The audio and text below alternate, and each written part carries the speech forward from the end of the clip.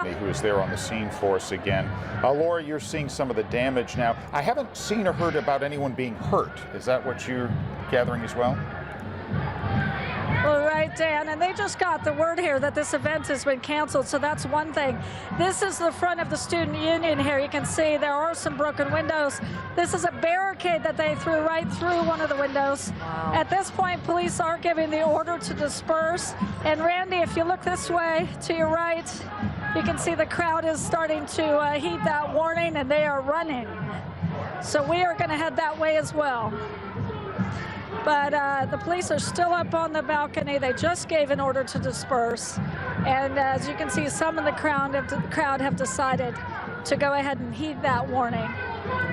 We can also show you here this generator, this light that was here for the event, was knocked over to the left here, Randy. That was here for this event. Yeah, we saw them again, actually. We are just underneath the balcony. Laura, we're just underneath the balcony at this point. All right. Laura, we understand that all buildings on campus are now locked down. Can't go into any of those buildings, so they're all locked down as a safety precaution. And we just apologize again. I know every now and then we'll see a shot with a sign that's has some foul language, profanity on it. We apologize. We're doing our best we can to edit that live, but people are waving signs, so we're trying to keep that off TV. You get the idea. But anyway, if that happens, accept our apologies. It seems like a large amount of the crowd seems fairly calm, just there with their signs, but then there was that handful, that group, Laura, that came around, I don't know, 5:45?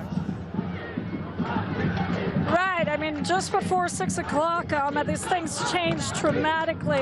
The crowd grew tremendously, and the whole different group of people moved in here again with the masks and things. You can see they've now set that generator, that light stand on fire.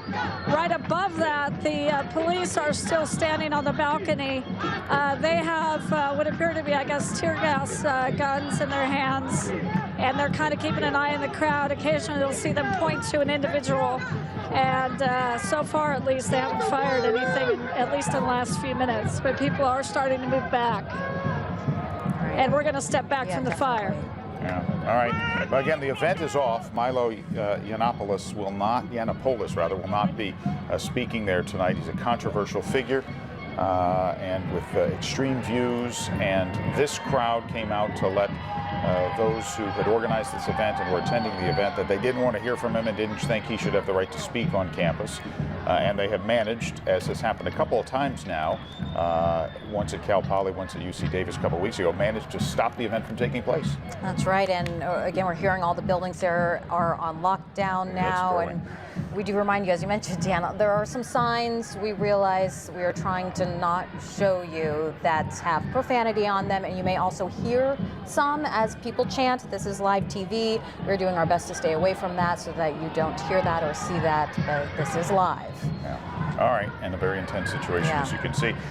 There are, as you see, this ring of protesters. Wayne estimates a couple of thousand, and that's probably about right, protesters out there.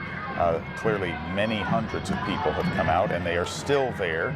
Look at the barricades that had been placed around the student union in preparation for this event.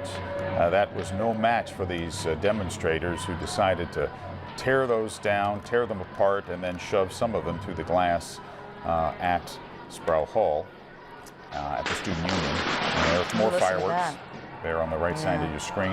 A few minutes ago, we saw several, look like bottle rockets almost, something being fired at the police on the roof of the building there at the student union, right next to where this fire is burning. They're literally going right at their faces and blowing up. They were wearing riot gear at least. Yeah, and so there were a handful of police on the corner where some of those fireworks were going off. And we saw earlier some of those protesters messing with that light, trying to take it down, bring it down. And there's a large group of people who are just staying back. But then we saw that group with the masks on. They had their own, shields that they made, for lack of a better term. A huge crowd there now. And while we certainly don't know, and we'll try to find out, some of those protesters, the ones that showed up with the masks and the shields, may do this in other locations. They may be what you call professional protesters who do this a lot. Not actually students at UC Berkeley. They move around from one event to the next in many instances. We don't know that that's who they were, but certainly that would be a suspicion. Yeah, and Bancroft Way is shut down in the area. Protesters had lit some pallets on fire near Dana Street. When we looked from Sky 7, we could see police cars in the streets. Other cars, people who were just trying to get through, just stopped because they have shut down some of those streets as this protest continues. It got a little rowdy around 5:45 when that other group showed up to be part of this protest to try to stop Milo Yiannopoulos from speaking, which in fact they have done. The speech that was scheduled there at UC Berkeley tonight is now canceled. You can hear cheering from the crowd as this light fixture now just goes up in flames. Wow. Look at those flames now. And the smoke that's being put off. Our Laura Anthony has been on the ground. She was on the steps of the student union there. She was Sproul Plaza when everything got intense. People started moving back when police started to use the tear gas, but they didn't leave. They stayed, and they're staying. And we have heard that it's canceled and that they have tried to let the crowd know that it's canceled, but it's hard to know how many people have actually gotten out. Well, as Wayne told us from the balcony there, right above the flames, an officer appeared with a megaphone to try to tell the crowd to move on and that the event was canceled. But over the din of protesters and chants and all of the noise, he said it was very hard to hear them. Of course, with social media and everything else, everybody's got a phone down there. They now surely all know that the event has been canceled. But in the immediate moments after it being canceled, I don't think they got the word right away. Boy, look at this light generator go just up in flames, utterly destroyed. Yeah, and Wayne Friedman is there. And Wayne, we have a little message from the Berkeley Police Department where they're saying an estimated crowd of 200 to 300 people, but obviously that may be more by now. You say it's a lot of people out there. We're hearing 500 It's a lot more than 200 to 300 people. It's a lot more than 200 to 300 people. Clearly. It's more like 2,000 or 3,000 people. Oh, we're losing his feed, and Sky 7 is now over the scene. We'll try to get Wayne back. But yeah, from the Berkeley Police Department, they're saying in the area of Bancroft and Telegraph, they're hearing of reports of vandalism, fires being set. We are seeing that fire, that light pole. Oh, Wayne. There's nothing we can do with our signal. Wayne, we're hearing you now. This is phone signal. Wayne, we're hearing you. Okay.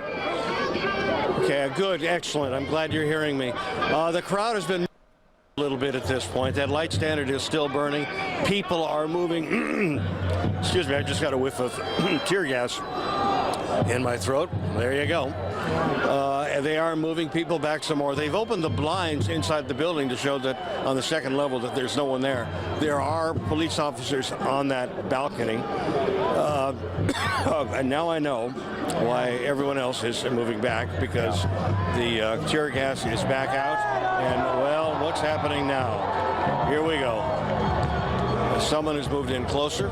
Somebody's taking a selfie with the Yeah, flames or behind. doing a Facebook Live or something. Who knows?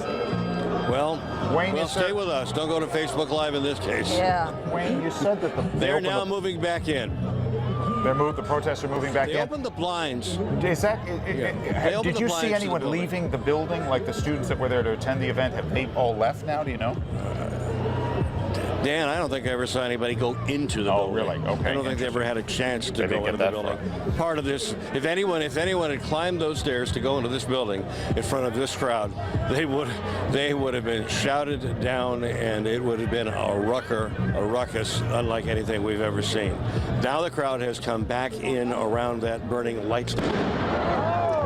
There you go again. That's another one of those loud booms. And yet that's nothing compared with what we've heard earlier. That's maybe half as loud as the loudest boom that we've heard. Wow, Back up that's on the something. balcony, you see the Berkeley police officers looking down.